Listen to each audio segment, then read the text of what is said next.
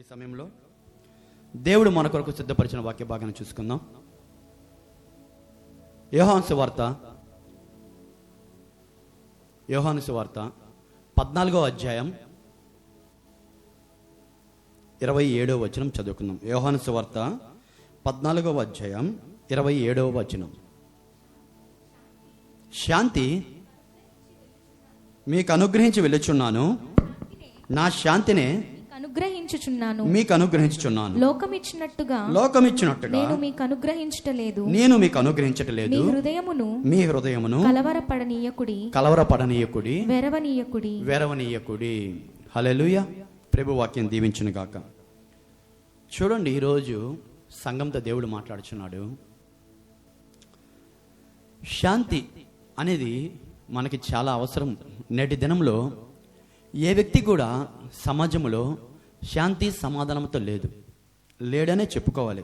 ఎలా అంటే ఏదో ఒక నిస్పృహ, ఏదో ఒక బాధ, వేదనతో కృంగిపోతూ శాంతి లేకుండా ఉంటున్నారు చాలామంది ఈ దినాల్లో. అదే అన్యులైతే కావచ్చు, క్రైస్తవులైతే కావచ్చు, దేవునందు విశ్వాసం ఉంచిన మహాభక్తులైతే కావచ్చు, ఈనాటి దినంలో శాంతి అనేది లేకుండా పోతుంది. మనసుకి శాంతి లేదు. నేను ఏం చేస్తే నాకు ఈ శాంతి వస్తుంది? జీవితంలో ఎన్నో ఆటుపోట్లు, బాధలు, వేదనలు, కష్టాలతోనే నా జీవితం ఇట్లా ముగించిపోతుందా అని ఈనాడు ఎంతోమంది అనుకుంటున్నారు. అనుకొని ముందుకి సాగిపోతున్నారు. ఎవరి జీవితంలో కూడా పరిపూర్ణమైన శాంతి లేదు, పరిపూర్ణమైన సమాధానం అనేది లేకుండా ఉంది.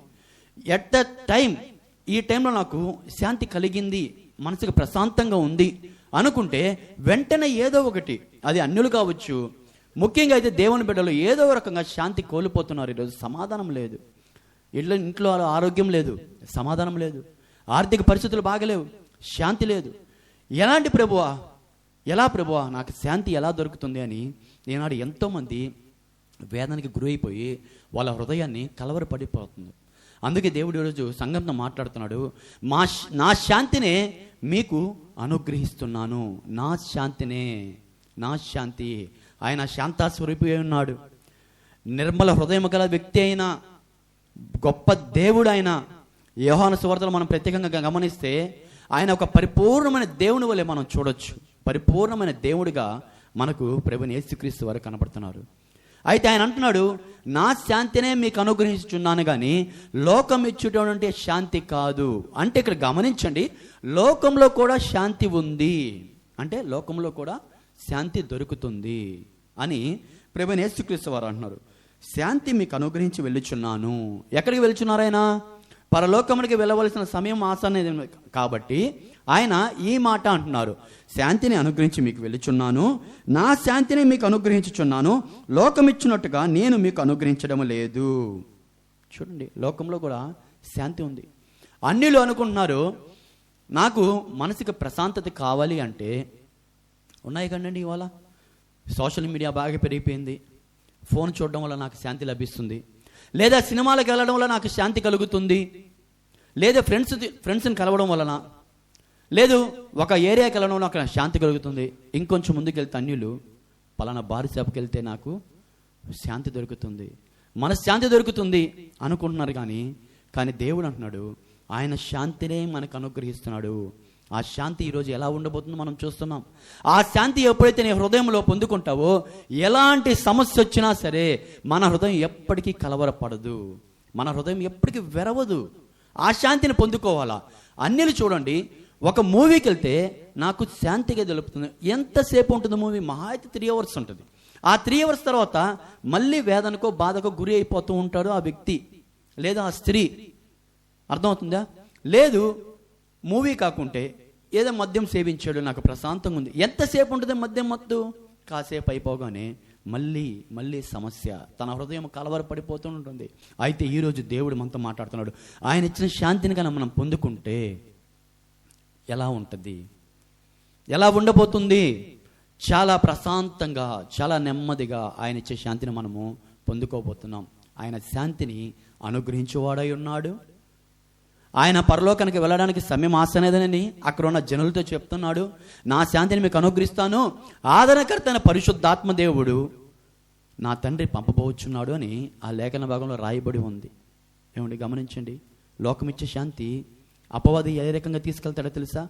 మనం ఎన్నోసార్లు అంటాం, మనమే అని ఉంటాం దేవుని బిడ్డలు. ఒకసారి ఆలోచించేయండి, నాకు చచ్చిపోతే కానీ మనశ్శాంతి లేదు అని ఎన్నోసార్లు అని ఉంటాం. మన తల్లిదండ్రులు అంటూ ఉంటాం, మన తోబుట్టువులో, అన్నదమ్ముల్లో, కుటుంబ సభ్యులో ఎంతమంది, నేను చచ్చిపోతే నాకు ప్రశాంతంగా ఉంటుందయ్యా. ఏం శాంతి దొరుకుద్ది నీకు అక్కడ? అలాగనుకుని ఎంతోమంది ఆత్మహత్య చేసుకుని నరకానికి వెళ్ళిపోయిన వాళ్ళు ఉన్నారు లోకంలో. లోకం ఇచ్చే శాంతి ఆ రకంగా ఉంటుంది, కానీ దేవుడిచ్చిన శాంతి పరిపూర్ణంగా మనకి మనోహర స్థలంలోకి పాలు ప్రాప్తించినట్లు మనల్ని ముందుకు నడిపిస్తుంది. హల్లెలూయా, హల్లెలూయా. కాబట్టి ఆ శాంతిని ఈరోజు మనం పొందుకోవాలి. దేవుడిచ్చే శాంతిని ఏ రకంగా మనం పొందుకోవాలి అని ఈరోజు చూడబోతున్నాం. అంతే కదండి, ఆయన ఇప్పుడు ఇస్తాను అని అంటున్నాడు. మనం పొందుకునే దానికి ఎటువంటి అర్హత కలిగి ఉండాలి అనేది కూడా మనం చూడాలి కదా. ఏమండి, మనకిప్పుడు ఫస్ట్ ర్యాంక్ రావాలి అంటే బాగా చదివాము, ఎగ్జామ్స్ పెడితేనే కదా, అందులో రాసి పాస్ అయితేనే కదా మనకు ఫస్ట్ ర్యాంక్ వస్తుంది. అలా దేవుడు ఇస్తాను అన్నప్పుడు దానికి మనం చేయాల్సిన కొన్ని క్రియలు ఉంటాయి, కొన్ని పనులు చేయాలి. ఏమండి, అలాంటి ఈరోజు మనం చూడబోతున్నాం. అలాంటివి మనం చేసినప్పుడు ఆయన నిర్మలమైన శాంతిని మనం పొందుకున్నప్పుడు మన హృదయం ఎన్నటికీ కలవరపడిపోదు. మన హృదయం అనేక మార్లు కలవరపడిపోతుంది, వెరిసిపోతూ ఉంది ఈరోజు. ఏమండి, అన్ని విషయాల్లో కలవరపడిపోతూ ఉంది. ఏమొద్దు, వాట్ నెక్స్ట్, రేపటి దినం ఏంటో అని చెప్పి మనం బాధపడిపోయినప్పుడు మన హృదయం ఎంతగానో బాధపడిపోతుంటుంది. కానీ మనం రేపటి దినం గురించి ఆలోచించాల్సిన అవసరం లేదు. ఆయన సంపూర్ణమైన శాంతిని మనం పొందుకున్న తర్వాత ఎలాంటి ఇబ్బంది, ఎలాంటి వేదన, బాధ మన హృదయం ఎప్పటికి కూడా కలవరపడకుండా ఆయన స్థిరపరిచే దేవుడై ఉన్నాడు. శాంత స్వరూపి మన దేవుడు, కనికరా పూర్ణుడు మన దేవుడు. కాబట్టి అలాంటి శాంతిని ఈరోజు మనం పొందుకోవాలి. ప్రార్థన చేయబోతున్నామా? మనం రేపటి సిద్ధపాటు కొరకు, మన వ్యక్తిగత సిద్ధపాటు కొరకు మనం ప్రార్థన చేయబోతున్నాం. అయితే హృదయంలో ఎన్నో ఆలోచనలు కలిగిపోయి నోటి పెదవులతో మనము ప్రార్థన చేస్తూ ఉంటాం. కానీ ఈ వాక్యాన్ని మన హృదయము ఎంత శాంతిని అయితే నిర్మలంగా నింపుకోగలిగితే మన హృదయంలోంచి వచ్చే ప్రార్థన దేవుని దగ్గరికి వెళ్తుంది. అర్థమవుతుందండి? మన హృదయంలో అంత శాంతి ఉండాలి.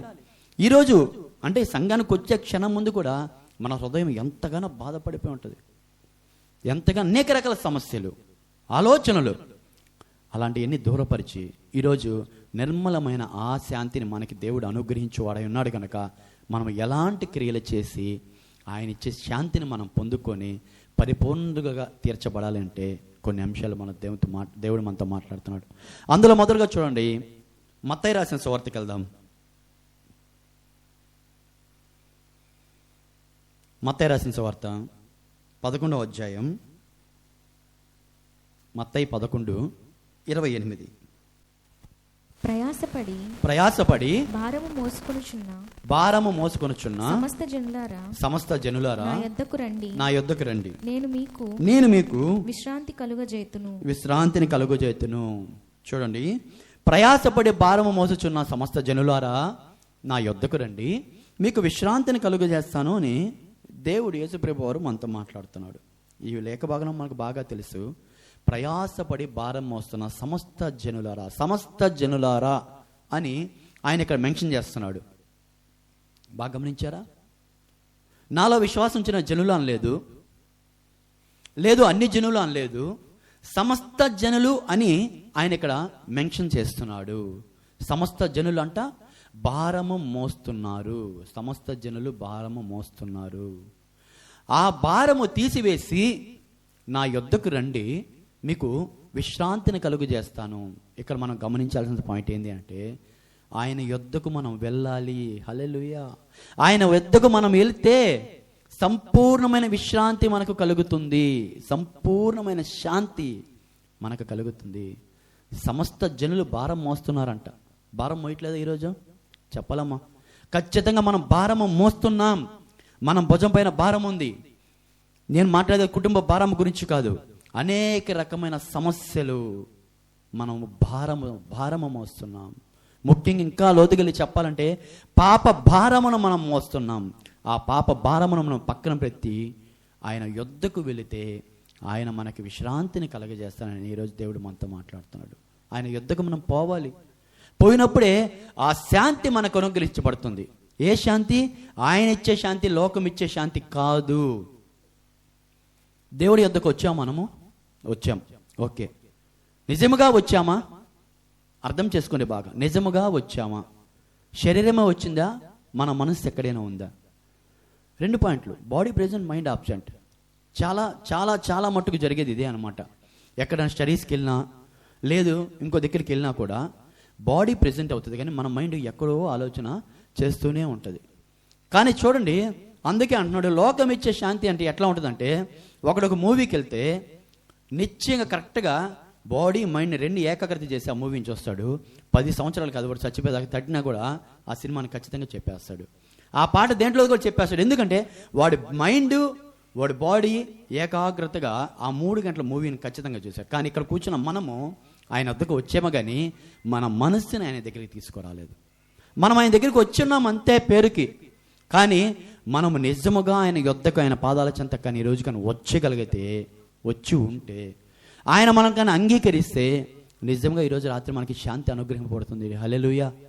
శాంతి ఎంత గొప్ప శాంతి అండి ఇది. ఈరోజు ఎంత ప్రశాంతంగా, ఎంత నెమ్మదిగా దేవుని బిడ్డలు ఉన్నారు అంటే ఆ శాంతి ఎలా ఉందో తెలుసా? మరణము వచ్చినా కూడా ఆలోచించదు. హల్లెలూయా.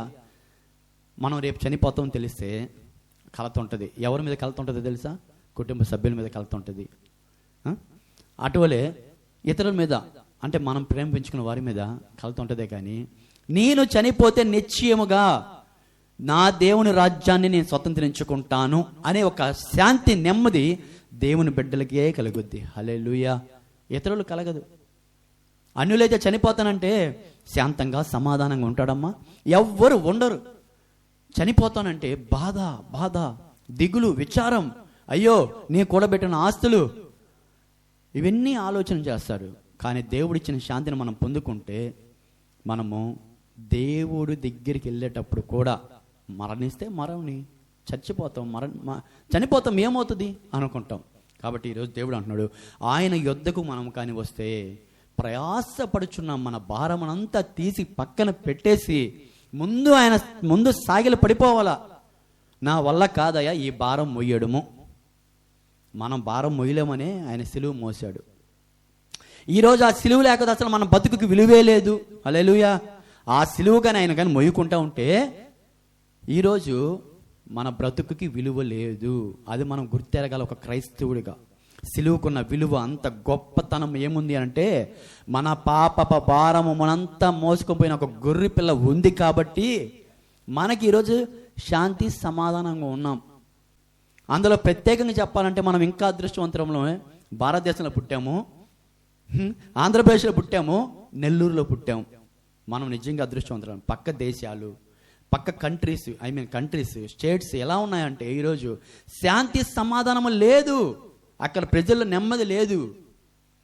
ఈరోజు మనము అయితే అక్కడ ఉన్న జనులు ఆయన యొద్దకు పోయి ఆయన ఇచ్చే శాంతిని పొందుకుంటున్నారు. మనము కూడా ప్రయాసపడుచున్న ఈ భారానంతా పక్కన పెట్టి, పాపపు భారమనంతా తీసివేసి ఆయన యొద్దకు పోయి ఆయన ఇచ్చే శాంతిని ఈరోజు పొందుకోవాలి.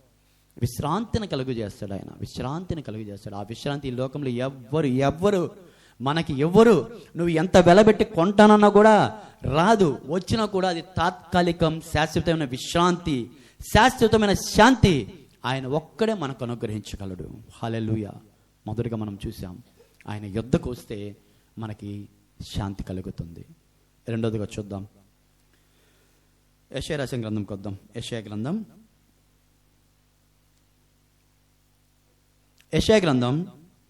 26వ అధ్యాయం. యెషయా గ్రంథం 26వ అధ్యాయం 3వ వచనం చదువుకుందాం. ఎవని మనస్సు నీ మీద ఆనుకొనునో వానిని నీవు పూర్ణ శాంతి గలవానిగా కాపాడుదువు. ఎలయనగా అతడు నీ యందు విశ్వాసం ఉంచి ఉన్నాడు. హల్లెలూయా. చక్కటి మాట. రెండోది మనం చూస్తున్నాం, ఈ పూర్ణ శాంతి మనకి లభించాలి అంటే మనం ఏం చేయాలి? ఇందాక తెలియకుండా నా మాటలో వచ్చింది. ఆ మనస్సుని ఆయన మీద కేంద్రీకరించాలా, ఆయన మీద సంపూర్ణంగా ఆనుకోవాలా, డిపెండ్ కావాలి ప్రభువు మీద. ఎవని మనస్సు నీ మీద ఆనుకునునో వానిని నీవు పూర్ణ శాంతి గలవానిగా కాపాడుదువు. పూర్ణ శాంతి గలవానిగా కాపాడుదువు. పూర్ణ శాంతినిచ్చి ఆయన కాపాడుతూనే ఉంటాడు. ఆ పూర్ణ శాంతి ఎప్పుడు కూడా తరిగిపోదు, వెనకకి ఆయన తీసుకోడు, కాపాడుతూనే ఉంటాడు. చూడండి ఎంత చక్కని మాట. ఎవని మనస్సు నీ మీద ఆనుకున్నో వాని నీ పూర్ణ శాంతి గలవానిగా కాపాడుదువు. దావీదు గమనించండి, ఆయన మనస్సంతా ప్రభు మీద కేంద్రీకరించి ఉన్నాడు. ఇదే కీర్తనలు మనం ఎన్నోసార్లు చదివినట్లయితే, కీర్తనలో చాలా అధ్యాయాలు మనం చదివితే ఆయన నోటి మాటల్లో ఆయన స్తుతి, ఆయన హృదయంలో ఆయన ఒక దేవుని తలంపులు, ఆయన ఆలోచనలు దేవుని తలంపులు, ఆయన మనసు ఎవరి మీద ఉన్నది మనకి కళ్ళకు కట్టినట్టు బాగా రాయించాడు పరిశుద్ధాత్మ దేవుడు. దావీదు ఎప్పుడు దేవుని స్మరిస్తూనే ఉన్నాడు. ఆయన మనస్సంతా ఎవరి మీద ఉంది? ప్రభు మీద ఉంది. ఎప్పుడైతే మనసుని కేంద్రీకరించకుండా తప్పిపోయాడో ఎలాంటి పాపంలో పడే కూడా మనకు బాగా తెలుసు. చూడండి, పెద్ద సేవకుడు, రాజు, దేవుని యొక్క దీనదాస్యుడు, ఆయన హృదయాన్ని బాగా ఎరిగినవాడు దావీదు. ఆయన ఎప్పుడు కూడా ఆయన మనస్సుని దేవునిపైనే ఆనుకునింది. ఆనుకున్నప్పుడు దేవుడు చెప్పినట్టు నడుచుకుంటూ పోతాడు. అప్పుడు ఏమంటుంది? దీర్ఘశాంతము. మన దేవుడు దీర్ఘశాంతుడు, దయాళుడు. ఆ దీర్ఘశాంతం ఇచ్చి కాపాడుతూనే ఉండాలి. మన మనస్సు ఎప్పుడు కూడా దేవుని పైన ఆధారపడి ఉండాలి, దేవునిని ఆనుకుని ఉండాలి, దేవుని హత్తుకొని ఉండాలి మన మనస్సు. ఈరోజు చూడండి, మన మనస్సు ఎక్కడికెక్కడికో అన్నిటికంటే వేగవంతమైనది ఏంటండి ఈ లోకంలో తెలుసా మీకు? మన మనస్సు. గాలి కంటే కూడా చాలా వేగం. ఎలా అంటారేమో, ఇప్పుడు కళ్ళు మూసుకొని నువ్వు స్విట్జర్లాండ్ అంటే నీ కళ్ళ ముందు స్విట్జర్లాండ్ విజన్ వస్తుంది, నీ మనసు అక్కడికి వెళ్ళిపోయింది. గాలి వెళ్ళే లోపు కొంత టైం తీసుకుంటుంది, కానీ మనస్సు చాలా వేగవంతమైనది. మన మనస్సు అన్నిటికంటే వేగవంతమైనది. అందుకే లోకంలో కూడా అంటారు, ఒక వయసు వచ్చినప్పుడు మనసుకి కళ్ళేసి పట్టుకోవాలి అని అంటారు. తప్పుడు దోవలు తీసుకెళ్ళిపోతూ ఉంటుంది. కానీ దేవుని పైన నువ్వు ఆనుకుంటే ఆ మనసు ఎక్కడికి వెళ్ళదు, చెడు త్రోవలోకి వెళ్ళదు, మంచి లక్షణంలో పొందుకుంటావు. దేవుడు ఆలోచనలు ఎరిగి ముందుకు నడుస్తావు, ఆయన మీద ఆధారపడతావు.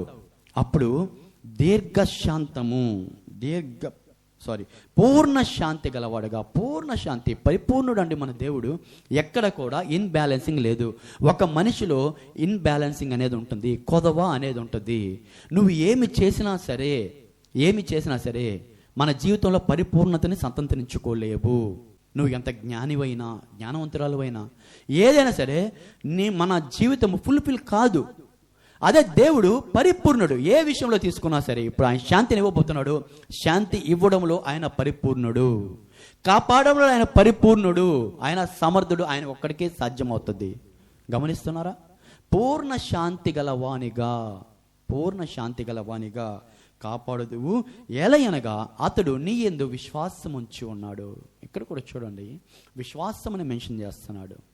విశ్వాసం, దేవుని పైన విశ్వాసం ఉంటేనే మనసు ఉంచుతాం, అవునా? విశ్వాసం లేకుండా ఉంటే మనసును నువ్వు కేంద్రీకరించలేవు. దేవుడు నాకు ఇది చెయ్యగలడు అంటే మన మనసు ఆయన పైన ఆధారపడి ఉంటుంది, ఆనుకుని ఉంటుంది. ప్రభు ఏం చెప్తాడా, ఎలాంటి అద్భుత కార్యం నా జీవితంలో చేయబోతున్నాడా, ఎలాంటి శాంతి నేను అనుగ్రహించబోతున్నాడా, నేను ఎలా పొందుకోబోతున్నానా అని మన మనస్సంతా ఆయన మీద ఉంచాలి. అంటే ఆయనలో విశ్వాసము మనలో ఉంచాలి. మనలో ఆయన మీద నమ్మిక, ఆయన మీద విశ్వాసం ఉంచితేనే ఆ శాంతి, పూర్ణ శాంతి మనం ఈరోజు పొందుకోగలం. ఎవని మనస్సు నీ మీద ఆనుకునేనో వాడిని పూర్ణ శాంతి గలవానిగా నీవు కాపాడుదు. హల్లెలూయా. గొప్ప దేవుడు ఈరోజు మనం కలిగి ఉన్నాం. శక్తిమంతుడు, శక్తిశాలుడు, దీర్ఘశాలుడు. ఏమండి, ఆయన మనకి ఎన్ని గుణాలు, ఎన్ని లక్షణాలు ఇచ్చి మంచివనగా నిలబెట్టాలనుకున్నా కూడా మనం ఎప్పుడు కూడా దారి తప్పిపోతూనే ఉన్నాం. మన మనసుని చెదరగొట్టుకుంటూనే ఉన్నాం, మన గుండెని పాడు చేసుకుంటూనే ఉన్నాం, మన గుండెని కలవరపరుచుకుంటూనే ఉన్నాం. అనేక రకాలుగా మనము తప్పటడుగులు వేస్తూనే ఉన్నాం, దారి తప్పిపోతూనే ఉన్నాం, మన కాలు త్రొట్టెళ్ళిపోతూనే ఉంది. కారణం ఏంటంటే మన మనస్సు దేవుని పైన కేంద్రీకరించడము లేదు. మన హృదయంలో ఆయనకి తప్ప వేరే వాళ్ళందరికీ చోటు ఉంది. ఇది అక్షర సత్యం. అక్షర సత్యం అంటే ఏంటి? రాసి సంతకం పెట్టచ్చు అన్నమాట. అవునా కాదా? దేవునికి ప్రార్థన చేసే సమయంలో ఆ సమయం మాత్రమే. ప్రార్థన చేసినప్పుడే దేవుడు గుర్తొస్తాడు. పాటలు పాడేటప్పుడు ఇంకా బాగా చెప్పాలంటే దేవుడు సంఘానికి వచ్చి, మనం సంఘానికి కానీ వస్తే అప్పుడు మన మనసు దేవుని పైన ఆనుకుంటుంది. సంఘానికి వచ్చి కూడా చాలామంది లేదులేండి, మనం అనుకోబోలే. అందులో సంఘానికి వచ్చి కూడా పరిపరి విధాల ఆలోచనలు, మన మనస్సు అంతా ఎప్పుడైనా సరే మన జీవితంలో ప్రతి విషయంలో ఆయనకు కృతజ్ఞతాస్తుతులు చెల్లించుకుంటూ ఆయన పైన ఆధారపడి మన మనసుని ఆయన పైన కానీ ఆనుకుంటే పూర్ణ శాంతి. ఏమైనా అవ్వని నిమ్మలంగా ఉంటాం. కొంతమంది నిమ్మలంగా ఉంటారు, ఏందంత జరుగుతుంది నిమ్మకి నీరెత్తినట్టుంటారో అంటారు. ఎట్లా వస్తుంది ఆ శాంతి మనకి? దేవుని పైన మనం ఆనుకోవాలి. ఈరోజు సంగమా, దేవుని పైన ఆనుకున్నావా లేదా? మన మనసు అంతా దేవుని నిండి ఉన్నాడా లేదా పరీక్షించుకుందాం. ఎవరికైనా చోటు ఇచ్చున్నామా? ఏ విషయాలకైనా చోటు ఇచ్చున్నామా? వాటినంతా డస్ట్బిన్లో వేసేసేసి దేవునికి స్థానం ఇస్తే ఆయన మనకి పూర్ణ శాంతిని ఇచ్చి కాపాడుతూనే ఉంటాడు. హల్లెలూయా. ఇంకో విషయం చూద్దామండి, కీర్తనలు చూద్దామండి. కీర్తనల గ్రంథము దావీదు రాసిన కీర్తన, ఇది 23వ కీర్తన. దావీదు రాసిన 23వ కీర్తన 2వ వచనం చదువుకుందాం. పచ్చిక గల చోట్లను ఆయన నన్ను పరుండ చేయుచున్నాడు. శాంతికరమైన జలముల యొద్ద నన్ను నడిపించుచున్నాడు. హల్లెలూయా. పచ్చిక గల చోట్ల ఆయన నన్ను పరుండ చేయుచున్నాడు, శాంతికరమైన జలముల యొద్ద నన్ను నడిపించుచున్నాడు. శాంతికరమైన జలముల యొద్ద నన్ను నడిపించుచున్నాడు. ఇక్కడ భక్తుడు జలములను ప్రస్తావిస్తున్నాడు. జలములు ప్రస్తావిస్తున్నాడు. మన చుట్టూ ఎన్నో ఇబ్బందులు, సమస్యలు ఎలా వస్తాయంటే, సముద్రం మనం ఎన్నోసార్లు చూసి ఉంటాం. ఇక్కడ చూడడం వాళ్ళు ఎవరు లేరు. అలలు ఏ రీతిగా అయితే ఎగసి పడుతుంటాయో ఆ రీతిగా మన పైకి వస్తూ ఉంటాయి. ఏదో ఒక కోణంలో ఏదో ఒక రీతిగా మన పైకి అలల వలె వస్తూనే ఉంటాయి ఆ సమస్యలు. ఆ సముద్రపు ఘోష ఒక్కోసారి అంటే మనకి భయం వేస్తుంది. సముద్రపు ఘోష ఆడుకునేటప్పుడు కాదు, అందరూ ఉండేటప్పుడు కాదు. మీరు గమనించండి, మరీ ముఖ్యంగా ఈవినింగ్ 5:37 ఆ 1.5 hour సముద్రపు ఘోష కనింటే చాలా భయం వేస్తుంది. మన గుండెలో ఒక దడ ఉంటుంది. అంటే అలలు ఆ రీతిగా కొట్టుకుంటూ ఉంటాయి. ఏ రీతిగా ఎగురుతున్నాయి మన పైకి ఈ సమస్యలు. ఈ సమస్యలు వచ్చినప్పుడు శాంతికరమైన జలములు, నాకు ప్రశాంతత, నెమ్మదిని కలిగించి ఈ జలములు ఎక్కడ దొరుకుతాయి, ఎలా వస్తాయి అని మనం ఆలోచిస్తే కీర్తనాకారుడు అంటాడు, శాంతికరమైన జలముల యొద్దకు ఆయన నన్ను నడిపిస్తున్నాడు. హల్లెలూయా. దావీదు చెయ్యి ఎవరి చేతిలో ఉందంట? దావీదు చెయ్యి ఎవరి చేతిలో ఉంది? నడిపిస్తున్నాడు అంటే ఏంటమ్మా అర్థము? నడిపిస్తున్నాడు, ఆయన నడిపిస్తున్నాడు. నేను నడుస్తున్నాను అల్లా, ఆయన నడిపిస్తున్నాడు. దావీదు హస్తము దేవుని చేతిలో పెట్టి ఉన్నాడు. ఆయన చేయి పట్టుకొని చక్కగా శాంతికరమైన జలముల యొద్దకు ఆయన నడిపిస్తున్నాడు. శాంతికరమైన జలములు, ప్రశాంతమైనటువంటి పచ్చిక గల చోట్ల నన్ను పరుండ చేయుచున్నాడు. పచ్చిక గల చోట్ల అండి, పచ్చిక అంటే గ్రీన్ కలర్, ఆశీర్వాదానికి గుర్తు అండి. మంచి ఆహ్లాదకరంగా ఉంటుందండి మన కంటికి. గమనించిన కూరగాయలన్నీ కూడా మ్యాక్సిమం 85% పచ్చగానే ఉంటాయి. గమనించారు ఎప్పుడైనా? పచ్చగా ఉంటాయి. ఈ పచ్చ కలరు అనేది కంటికి సైంటిఫిక్ రీజన్ ఏదో ఉంది, నాకు తెలియదు. కానీ మనిషికి ఆహ్లాదకరాన్ని కలిగించడంలోనూ, ఉత్తేజాన్ని ఇవ్వడంలోనూ, ఆరోగ్యం ఇవ్వడంలోనూ ఈ గ్రీన్ కలర్ అంటే ఒక పచ్చిక కావచ్చు, కూరగాయలు కావచ్చు, ఏదైనా వాట్ ఎవర్ ఇట్ మనకి అలా దోహదపడుతుంది. పచ్చిక గల చోట్ల ఆయన పరుండ చేయుచున్నాడు అంటే సమాధానమైన స్థలములకు నడిపించి శాంతికరమైన జలముల యొద్దకు ఆయన నడిపిస్తున్నాడు. అయితే గమనించండి, మనము ఆయనతో నడిచి శాంతికరమైన జలముల యొద్దకు వెళ్ళాలి. హల్లెలూయా. శాంతికరమైన జలముల యొద్దకు ఆయనతో నడిచి వెళ్ళాలి మనము. అప్పుడే ఆయన అలాంటి స్థలంలోకి తీసుకెళ్ళి వెళ్తాడు. పరలోకపు దర్శనాలని ఒక బుక్ ఉంది. పరలోకపు దర్శనాలని కొంతమంది యవ్వనస్తులు ప్రార్థన చేసి, నిజముగా పరలోకపు దర్శనాలు ఏ రీతిగా ఉంటాయి, పరలోకంలో ఎలా ఉంటుంది ప్లేస్ అని చెప్పి చక్కగా దాంట్లో రాశారు వాళ్ళు.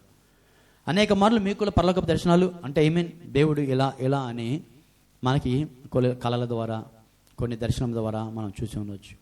ఆ రీతిగా నేను కూడా మెంబర్ ఆఫ్ టైమ్స్ ప్రభు నామంలో అలాంటి రీతిగా అనేక పరలోకపు దర్శనాలు చూసినప్పుడు దేవుడు చాలా చక్కగా అలాంటి శాంతికరమైన జలములు, అలాంటి శాంతికరం అంటే అంత నెమ్మది, అంత ప్రశాంతత, అంత ఆహ్లాదకరమైనటువంటి రమ్యమైన స్థలము పరలోకం. అది నేను స్పెషల్గా చూచి ఉన్నాను. అది ఒక భ్రమ అనుకున్నప్పుడు కూడా అనేక దైవ సేవకులు అలాంటి దర్శనాలు చూచినప్పుడు ఓహో దేవుడు నిజంగా నాకు ఈ దర్శనము కలగజేశాడు, నేను ఎంత గొప్ప ధన్యుణ్ణి. అలాంటి శాంతికరమైన జలములు ఆయన యొద్ద ఉన్నాయి. అలాంటి శాంతికరమైన జలముల యొద్దకు మనం పోవాలి అంటే, ఆ శాంతి మనం పొందుకోవాలి అంటే ఈరోజు మనము ఆయనతో కలిసి మెలిసి నడవాలి. కలిసి మెలిసి మనం ఆయనతో అడుగులు వేయాలి. కలిసి మెలిసి ఆయనతో సహవాసము చేయాలి. కలిసి మెలిసి ఆయనతో స్నేహము చేయాలి. చేసినప్పుడు ఆయన శాంతికరమైన జలముల యొద్దకే మనం నడిపిస్తాడు. కానీ అక్కడికి తీసుకెళ్తే నీకు అశాంతి కలుగుతుంది. ప్రభువా నాకు వేదన కలుగుతుంది, బాధ కలుగుతుంది, నెమ్మది లేదు, అసహనముకు గురైపోతున్నాను అనే ఛాన్సే లేకుండా ప్రభువు అలాంటి శాంతికరమైన జలముల యొద్దకు మనల్ని నడిపించాలి అంటే మనం ఆయనతో కలిసి నడవాలి. ఎప్పుడు కూడా ఆయన ప్రభు ఆహ్వానిస్తూనే ఉంటాడండి. మనకి చూసినంత వరకు ప్రభు స్టాచ్యూ చూడండి ఎప్పుడైనా కూడా ఇలానే ఉంటుంది. ఎప్పుడైనా గమనించారా? ఇలానే ఉంటుంది. అంటే ప్రభు సింబాలిక్గా పెట్టారు అది ఒక స్టాచ్యూ. ఆయన ఎప్పుడు కూడా మనల్ని ఆహ్వానిస్తాడు ఆయనతో కలిసి మెలిసి నడవాలని. ఏమండి, ఆయన పొందిన శిలువ శ్రమల్లో నేను పాలిభాగస్తుడు చేసి నీ పైన భారం మోపాలని దేవుడు అనుకునేవాడు కాదు. కానీ శాంతికరమైన జలముల యొద్ద నిన్ను నడిపించాలని ఎల్లవేళ ప్రభు నీ వైపు, నీ ముందు వైపు చేతులు చాచి పిలుస్తున్నాడు. ఆ పిలుపుని ఈరోజు నువ్వు గ్రహిస్తున్నావా? ఆ పిలుపుని గ్రహించి విని నీవు అవును ప్రభువా నీవు నా ఎదుట ఉండి పిలుస్తున్నావు గనక నీ చేతిలో నా చెయ్యి వేసి శాంతికరమైన జలముల యొద్దకు నన్ను నడిపించు. ఎలాంటి సమస్యలు సతమతం అయిపోతున్నాను, ఆరోగ్యం విషయం అయితే ఉంది, అనారోగ్య విషయం అయితే ఉంది, ఆర్థిక పరిస్థితులు అయితే ఉంది, కుటుంబ సమస్యలు, కలహాలు, వేదనలు, బాధలు ఇవన్నీ దూరపరిచి నాకు నెమ్మది, ప్రశాంతత, శాంతి కలగాలంటే నీతో కలిసి అడుగు వేసుటకు నేను ఎప్పుడు కూడా సిద్ధంగా ఉండాలని నన్ను సిద్ధపరచని ఏ రోజున మనం అనుకున్నామా? అనుకోకపోతే ఈరోజు అనుకుందాం. మనకి శాంతి కావాలండి. లోకంలో ప్రశాంతత అయితే లేదు. 100% ప్రశాంతత, నెమ్మది లేదు. ఏ రోజు ఏ వార్త వినాలి, వినడం వల్ల మన హృదయం ఎంత కలవరపడిపోతుందో తెలుసా? ఎంత కలవరపడిపోతుందో తెలుసా? ఎస్పెషల్లీ స్త్రీల విషయం అయితే చిన్న బిడ్డలు మొదలుకొని పెద్దల వరకు రోజు రోజుకి వింటుంటే ఎంత హృదయం కలవరపడిపోతుంది. శాంతి లేదు, భయం వచ్చేస్తుంది. స్త్రీలను కాపాడుకోవాలి, పసిబిడ్డలను కాపాడుకోవాలి, భయం వచ్చేస్తుంది. అలాంటి మృగములు సమాజంలో సంచరిస్తూ ఉన్నారు. అలాంటి దినములో మన హృదయం కలవరపడిపోదా? వేదనకి గురి కాదా? భయం కాదా? వస్తుంది. కానీ ఆ భయంని విడిచిపెట్టు. నీకు నెమ్మది, శాంతి కలగాలి అంటే మన మనస్సు ఆయన పైన ఉండాలి. మనం ఆయన వద్దకు పోవాలి, మనం ఆయనతో కలిసి నడవాలి. అప్పుడు ఏ బాధ ఉండదు, ఏ భయం ఉండదు, ఏ దిగులు ఉండదు. మనకు ముందు ఆయన నడుస్తూ ఉంటే ఏమైనా చేయగలదా? ఏ సమస్య అయినా, ఏ శాంతి మనకు రాదు, ఏది కొరవై ఉండదు, సమస్య లేదు. ఆయన పూర్ణ శాంతి, మనకి పూర్ణ శాంతి దయచేస్తాడు. ఈరోజు ఈ కలవరాన్ని విడిచిపెట్టేసి, బాధను విడిచిపెట్టి మనము శాంతి సమాధానంతో నడవాలి అంటే ఆయనతో నడవాల్సిందే. మానవ ప్రయత్నం పక్కన పెట్టేద్దాం. నీ ప్రయత్నం ఎన్నటికీ వ్యర్థమే. గుర్తుపెట్టుకో. నీవు ఎంత బలము పుంజుకొని నా శక్తితో ముందుకు వెళ్ళి జయించుకుంటాను అంటే మన వల్ల కాదు, మన వల్ల కాదు. అపవాది ఏ సమయంలో ఎక్కడైనా సరే గుద్దేస్తాడు, ఎలా అయినా గుద్దేస్తాడు. కాబట్టి మనము ఆయనతో కలిసి నడిస్తే శాంతికరమైన జలముల యొద్దకు ఆయన మనల్ని నడిపిస్తాడు. పచ్చిక గల చోట్ల మనల్ని పరుండని చేస్తాడు. సమాధానము, పచ్చిక గల చోట్ల సమాధానము మనకి ఎప్పుడు లభ్యమవుతూనే ఉంటుంది యేసు నామములో. హల్లెలూయా. 3 విషయాలు చూసాం. 4వదిగా చూద్దాం. మంచి మాట రాస్తాడు సామెతల్లో. సామెతల గ్రంథం 3వ 3వ అధ్యాయం, సామెతలు 3వ అధ్యాయం 1-2 వచనాలు. నా కుమారుడా, నా ఉపదేశమును మరువకుము, నా ఆజ్ఞలను హృదయపూర్వకముగా గైకొనుము. అవి దీర్ఘాయువును సుఖజీవముతో గడుచు సంవత్సరములను శాంతిని నీకు కలుగజేయును. మంచి చక్కని మాట. చూడండి, నా కుమారుడా, నా ఉపదేశం మరువకము. మనం చేసే ప్రధాన అంశం ఏంటంటే మర్చిపోతాం. ఈరోజు రాత్రికి మాట్లాడిన మాటలు రేపు ఉదయానికి గుర్తు ఉండవు. మొదటి పాయింట్ బాగా ఆచరించాం. రెండోది, నా ఆజ్ఞలను హృదయపూర్వకంగా గైకొనుము. హృదయపూర్వకంగా గైకొనాలి. హృదయపూర్వకంగా గైకొనలేం కానీ ప్రభువా, ఏదో కొద్దిపాటి మాటలైతే మనము చేయగలము. హృదయపూర్వకంగా అయితే నేను నీ ఆజ్ఞలను గైకొనలేను. 2 విషయాలు బాగా చేసేసాం. అలా చేశానంట, అవి దీర్ఘాయువును సుఖజీవంతో గడుచు సంవత్సరములను శాంతిని నీకు కలుగు చేస్తాయి. హల్లెలూయా. ఒక శాంతి గురించి ఇక్కడ మెన్షన్ చేయలేదండి. అవి దీర్ఘాయువును గమనించండి. ఈరోజు బయట తిరుగుతుంటే యవ్వనస్తులు 18, 19, 20 ఏళ్ళ చిన్నారి బిడ్డలు అంటే యవ్వనస్తులు ఫ్లెక్సుల్లో వాళ్ళ మరణ వార్త రాసి ఉంటే నిజం చెప్తాను, నా మట్టుకు నేను హృదయ వేదన అయిపోతుంది. అంత బాధ అయిపోతుంది. దీర్ఘాయువు లేక మధ్యలోనే వాళ్ళ జీవితాన్ని నశింపచేసుకుంటున్నారు ఎంతోమంది. ఒకప్పుడు మీరు గమనించారో లేదో, తాతలు అవ్వలు ఫ్లెక్సీలు వేసుకునేవాళ్ళు. ఈరోజు యవ్వనస్తులు మరీ మగపిల్లలు చనిపోతుంటే ఎట్టపోయింది ప్రభు వాళ్ళ దీర్ఘాయువు అని ఒక్కసారి మనసులో అనుకుంటాను.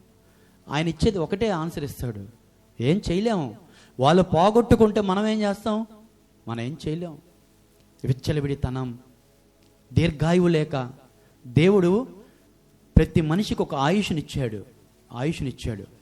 కానీ కొంతమంది త్వరగా చనిపోతారు, అది వేరే విషయం. అది ఆయన బౌండరీలో ఉంటుంది. ఇప్పుడు చనిపోయే వారి విషయం కూడా, అన్నిల విషయం కూడా నేను చెప్తున్నాను. అది ఆయన చేత, అంటే వాడు ఇంక ఉంటే వేస్ట్ అన్నట్టు ఆయన వాళ్ళ ప్రాణాలు తీసేస్తాడు, అది వేరే విషయం. కానీ గుర్తుపెట్టుకునే ప్రతి ప్రాణము ఆయన చేతిలో ఉంది.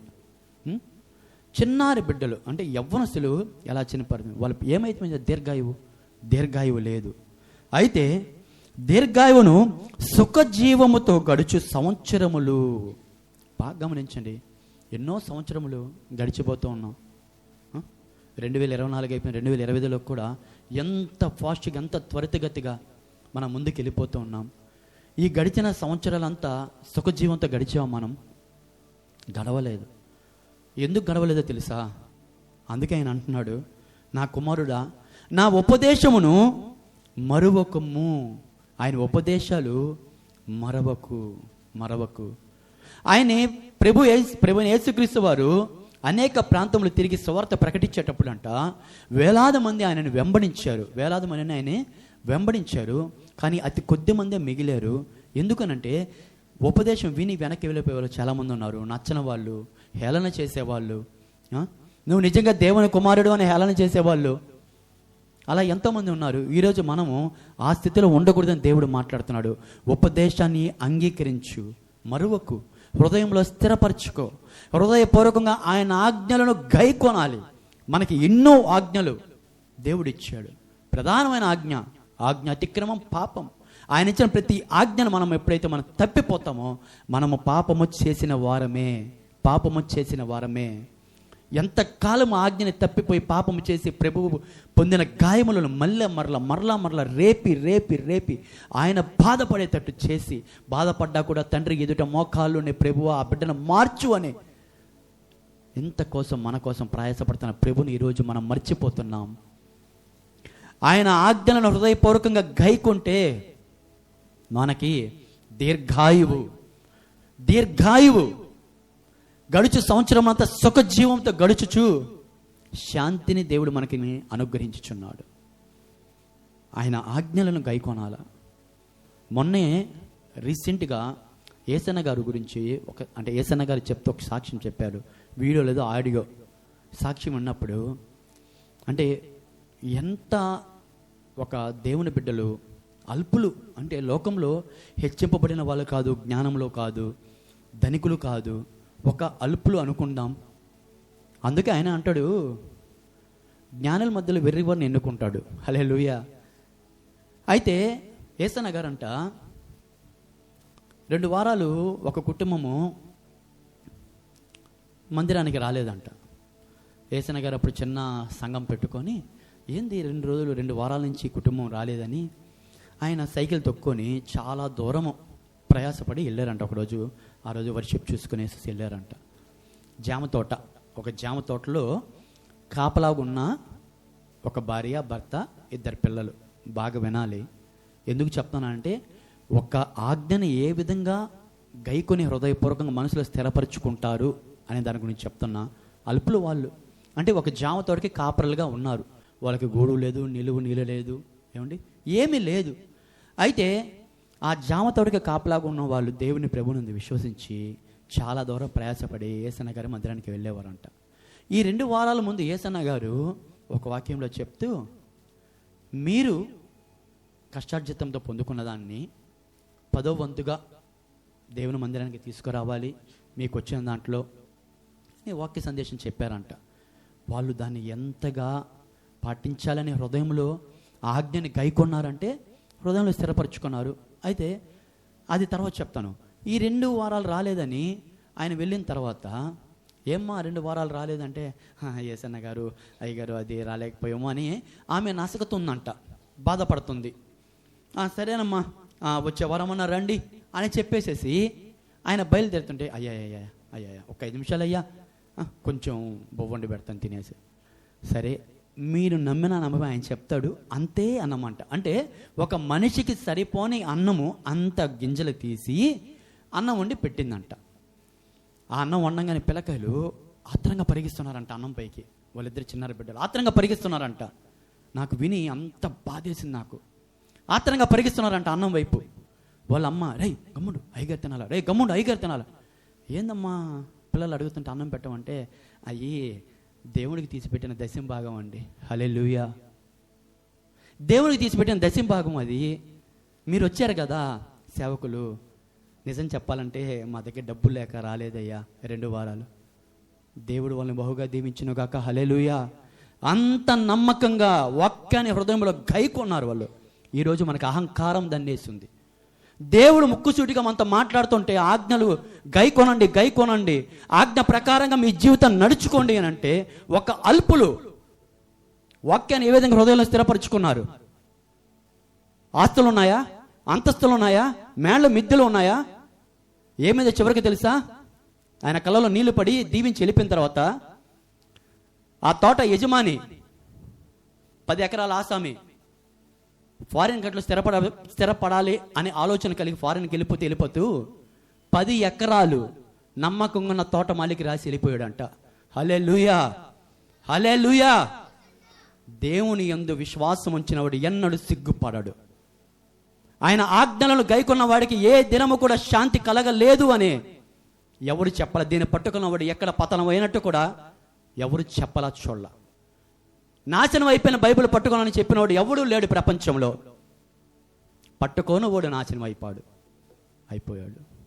ఆయన వాక్యాన్ని హృదయపూర్వకంగా గైకొనవాడు నాశనం అయిపోయాడు. గైకొనలేనివాడు నాశనం అయిపోయాడు.